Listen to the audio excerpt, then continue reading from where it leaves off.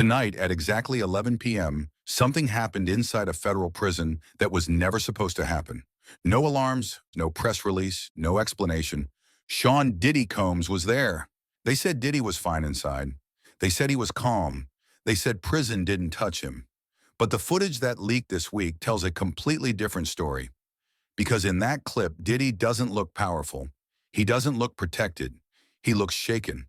And once you see it, you can't unsee it. For months, rumors painted a picture of comfort, that Diddy was teaching business classes, that guards respected him, that inmates kept their distance, that money and fame still worked behind bars. But the video spreading right now cuts straight through that narrative. His posture is different. His eyes don't scan the room with confidence. They dart. They hesitate. There's tension in his shoulders that wasn't there before.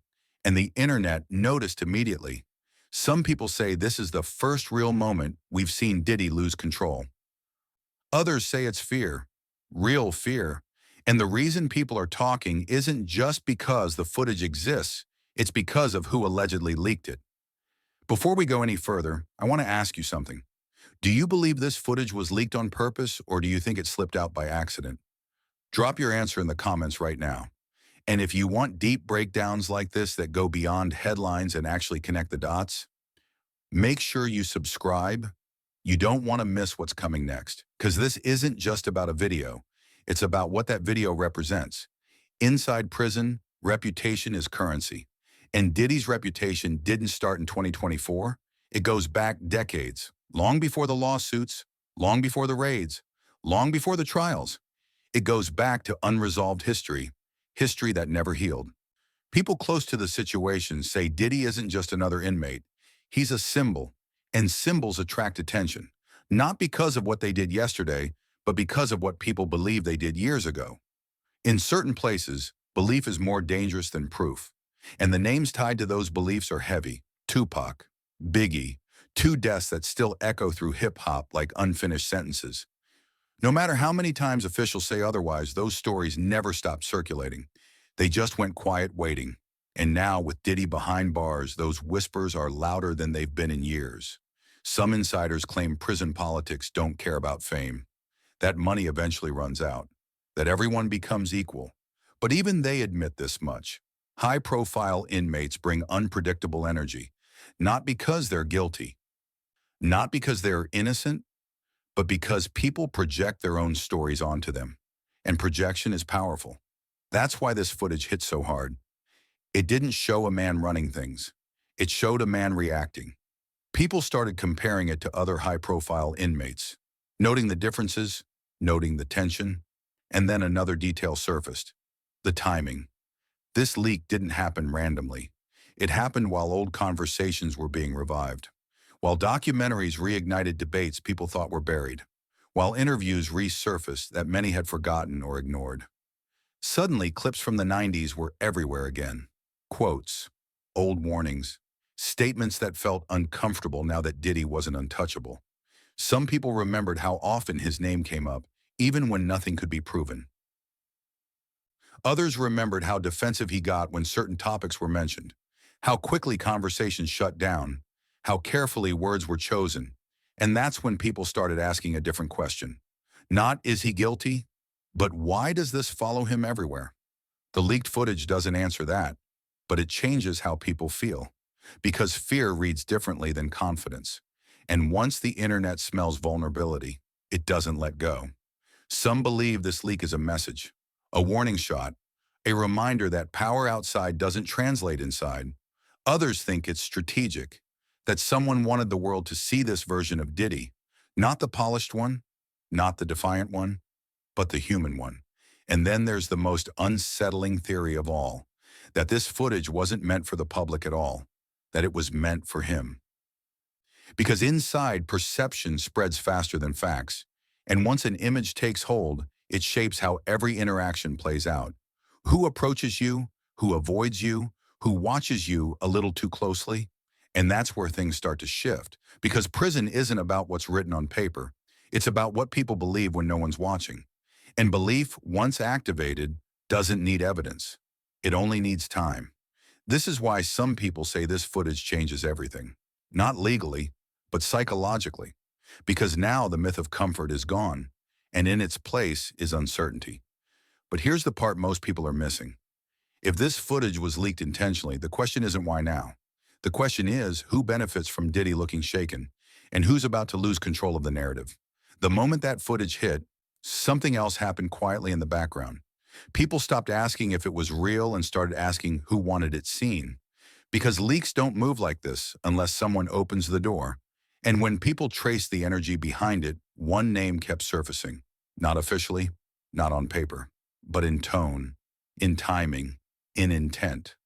50 Cent. For years, he's played a very specific game, never rushing, never over-explaining, dropping things just far enough apart that each one builds on the last. This leak fits that pattern too cleanly to ignore. It doesn't accuse, it doesn't explain, it simply shows. And that's what makes it dangerous. Because when you don't tell people what to think, they do the work for you. They slow the footage down, they zoom in, they compare it to old interviews, old quotes, old reactions. They connect dots that were never meant to be connected. And suddenly the story isn't being controlled anymore.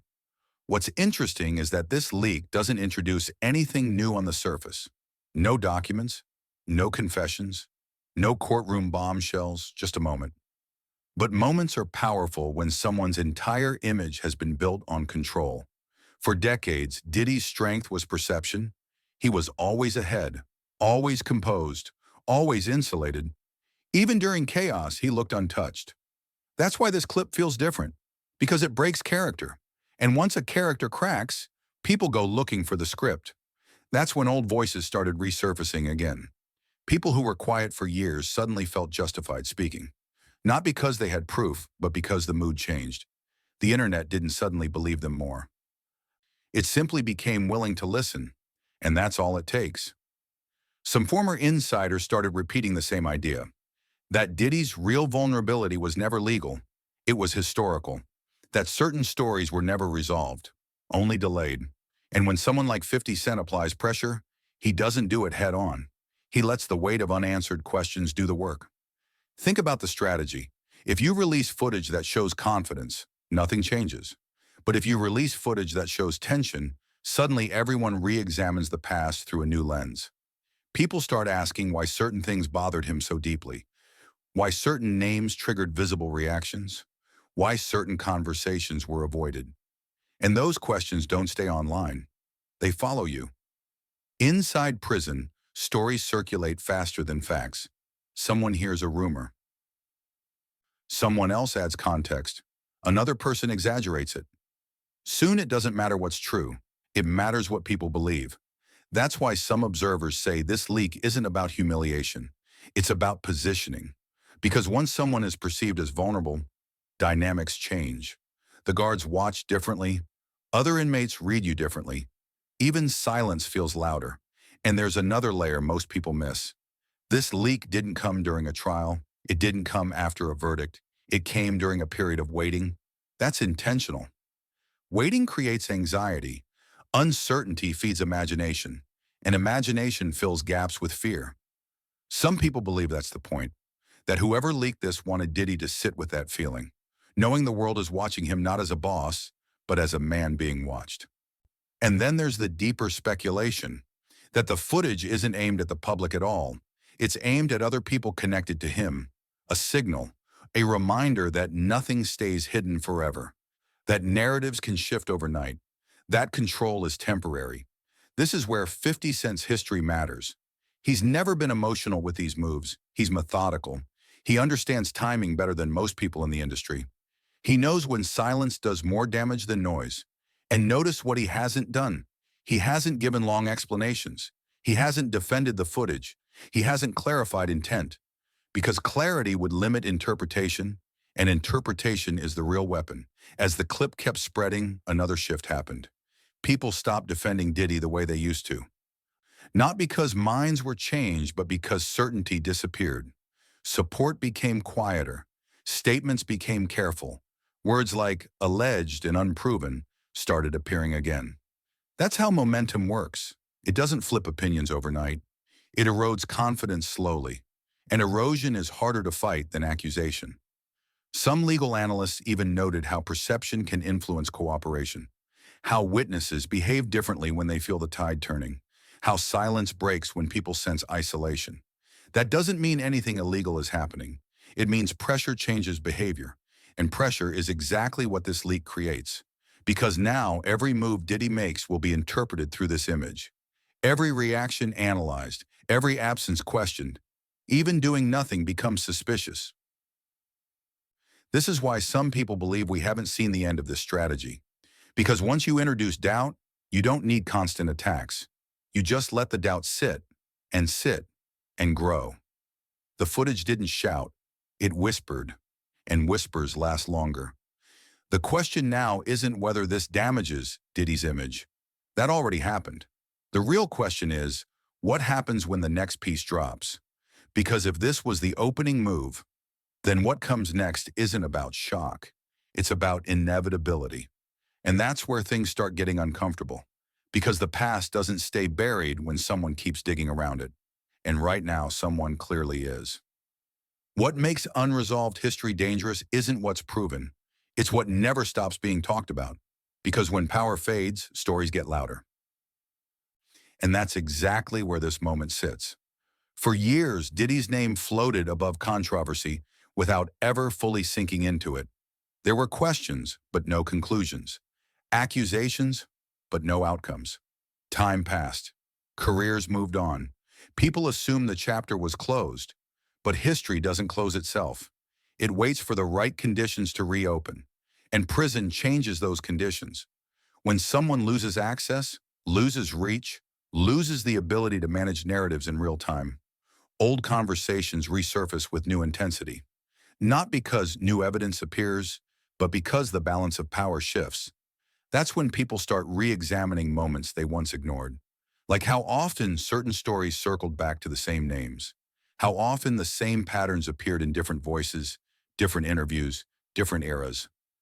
None of it was enough on its own, but together it formed a shadow. And shadows become more visible when the lights go out.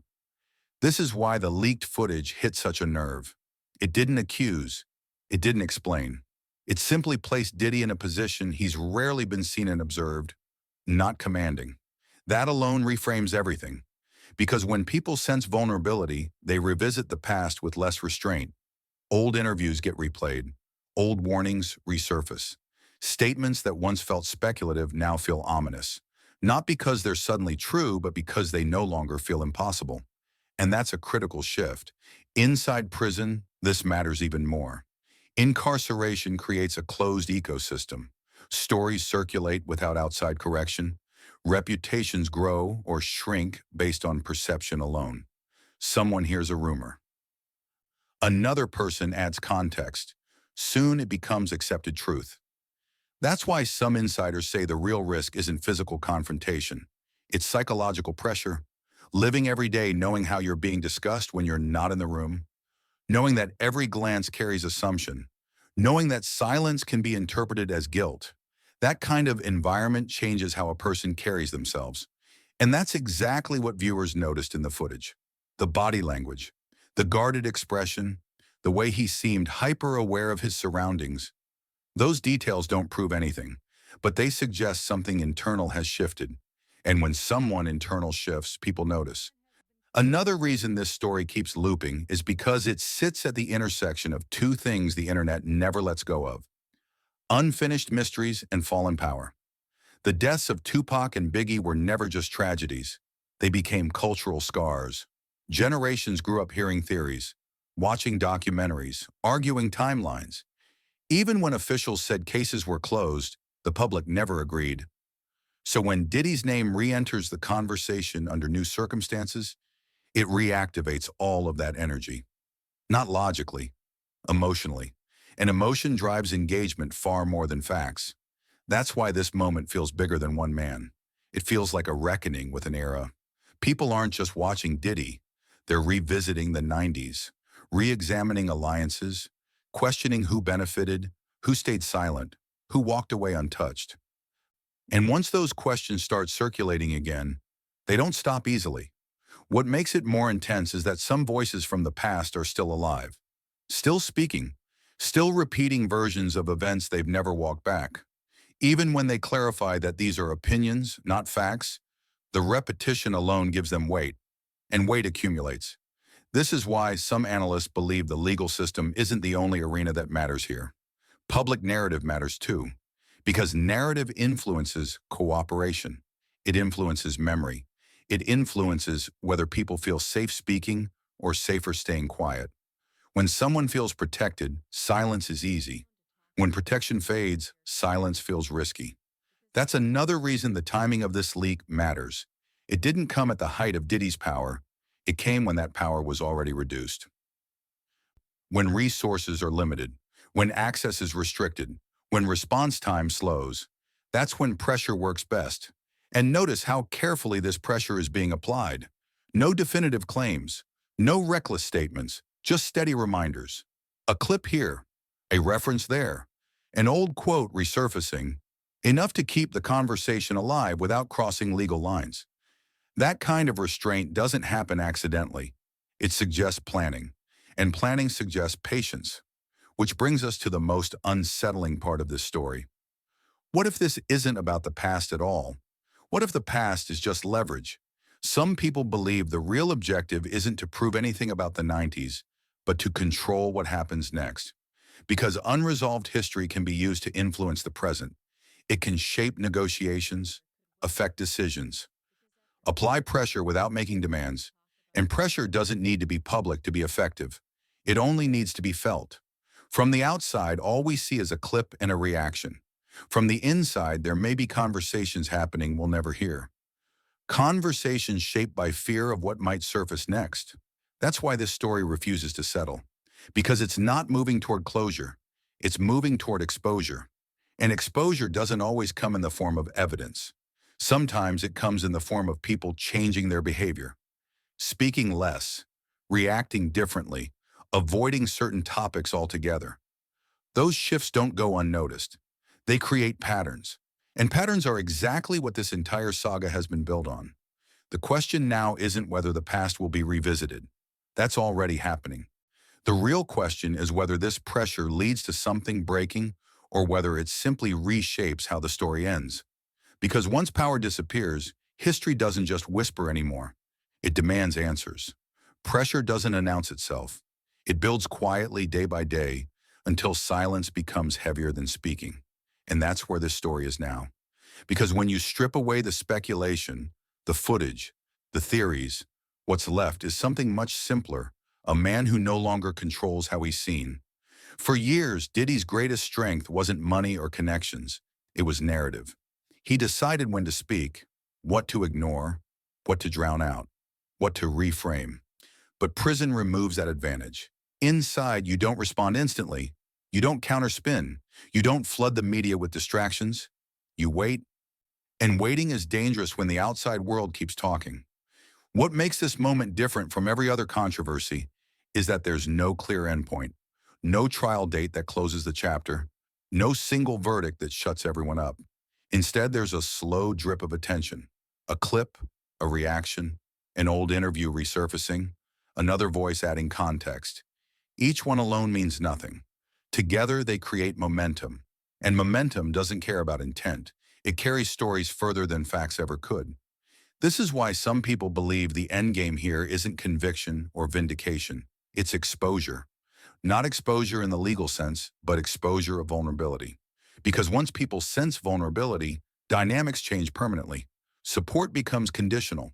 Allies reassess. Silence feels louder than denial. And inside environments where perception dictates survival, that matters. Every look, every pause, every reaction. The leaked footage wasn't dramatic.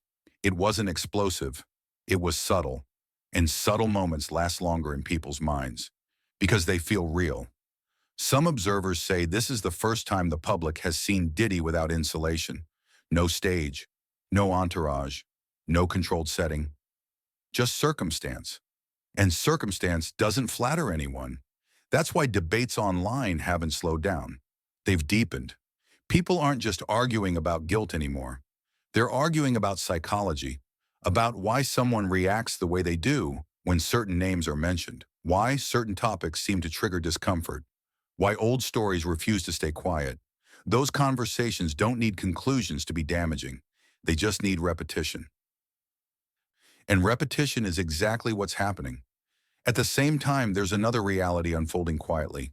People connected to the past are watching closely, not the fans, not the commentators, the ones who were there, the ones who know what's rumor and what's memory. When narratives shift, memories resurface. And when memories resurface, silence becomes a choice. Some choose to protect themselves. Others choose to protect the story they've lived with for decades. Either way, pressure forces decisions, and decisions create consequences. This is why many believe we're not heading toward a dramatic reveal, but toward gradual unraveling, where nothing explosive happens all at once, where no single moment defines the end. Instead, it's a series of small shifts, less certainty, more hesitation, more distance, until the image that once felt solid becomes unstable. That's already happening.